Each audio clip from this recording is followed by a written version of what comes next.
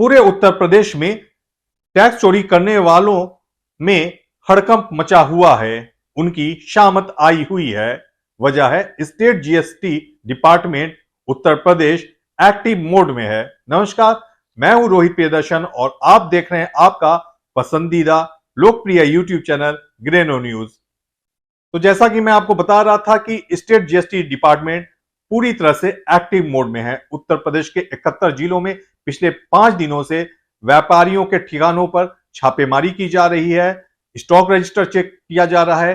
व्यापारियों के पास स्टॉक है उतना या उससे ज्यादा स्टॉक है, क्या टैक्स की चोरी की जा रही है, सभी चीजों की जो है जांच बहुत ही तफसील से, बहुत ही गहनता से स्टेट जीएसटी डिपार्टमेंट के अधिकारी कर रहे हैं। ग्रेटर नोएडा भी इससे अछूता नहीं है।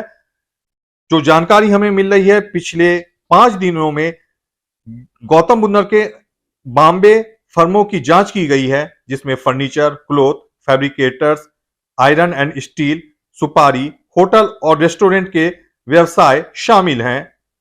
और तो और 72 ऐसे फर्म मिले जो रजिस्टर्ड ही नहीं थे। वहीं 15 फर्म रजिस्टर्ड मिले। स्टेट जीएसटी जिस तरह से एक्टिव मोड में है, लगातार छापेमारी की जा रही है। चाहे छोटा व्यापारी हो, चाहे बड़ा व्यापारी हो, हर जगह पे स्टेट जीएसटी की नजर है। हर जगह वो पहुंच रहे हैं। ऐसे में जो मार्केट है, खास करके ग्रेटर नोएडा में हम देख लें, रामपुर मार्केट, एचआर मार्केट, वहां के व्यापारी डरे हुए हैं, उनमें भय व्याप्त है और सभी शटर डाउन करके लापता हैं। तो क्या स्टेट जीएसटी की ओर से कुछ मनमानी भी की जा रही है? हमने बातचीत की joint commissioner state GST Gautam Buddh Nagar Manoj Vishwakarma से, तो उन्होंने क्या कहा, सुनते हैं। सबसे पहले तो हम आपको ये बताना चाहेंगे कि हम लोग कार्रवाई जो कर रहे हैं उसका उद्देश्य भय व्याप्त करना नहीं है। उसका उद्देश्य सिर्फ इतना है कि व्यापारी अपना देकर समय से जमा करें, और यदि अपंजीकृत होकर के व्यापार कर रहे हैं और उनका व्यापार पंजीयन सीमा से अधिक है तो वो व्यापार पंजीयन लेकर के प्राप्त करें। अब पंजीयन लेकर के अपना व्यापार करें। पंजीयन लेने से एक फ़ायदा ये भी है कि व्यापारियों को 10 लाख रुपए की मुफ्त बीमा योजना प्राप्त होती है। नोएडा में कार्यरत राज्य अधिकारियों द्वारा पाया गया कि अनेक व्यापारी बिना पंजीयन के व्यापार कर रहे हैं। अनेक व्यापारी ऐसे हैं जो पंजीयन तो प्राप्त कर चुके हैं लेकिन अपनी इनवाइसेज एज पर एक्ट जारी नहीं कर रहे हैं। तो ऐसे व्यापारियों की हमने जो है डाटा एनालिसिस की, उनके लिए इंटेलिजेंस गैदर किया। उन पर हम 10 टीम बना करके 40 अधिकारियों के साथ नोएडा में कार्यरत पुलिस अधिकारियों के सहयोग से हमारी जांच कार्रवाई चल रही है। अभी तक हमने जो है 5.5 करोड़ रुपए का माल ऑन स्पॉट सीज किया है, जिस पर 1,70,00,000 रुपए हमने ऑन स्पॉट जमा कराए गए हैं। व्यापार स्थल से अभिगृहित बिल बुक्स, अभिगृहित लूज पर्चे, अभिगृहित अपवंचन से संबंधित प्रपत्रों की जांच में 10 करोड़ रुपए से अधिक मूल्य की कर की चोरी प्रकाश में आई है। अब तक हम लोग कुल 92 व्यापारियों की जांच कर चुके हैं, जिसमें 77 व्यापारी अपंजीकृत पाए गए एवं 15 व्यापारी पंजीकृत पाए गए। ये व्यापारी अधिकतर कपड़े के हैं, फैब्रिकेटर्स हैं, आयरन स्टील के हैं, सुपारी के एक निर्माता की जांच की हम लोगों ने, होटल, रेस्टोरेंट, इनमें तमाम व्यापारी ऐसे हैं जिनका व्यापार पंजीयन सीमा से अधिक है, परंतु इन व्यापारियों द्वारा बिना पंजीयन प्राप्त किए हुए व्यापार किया जा रहा है।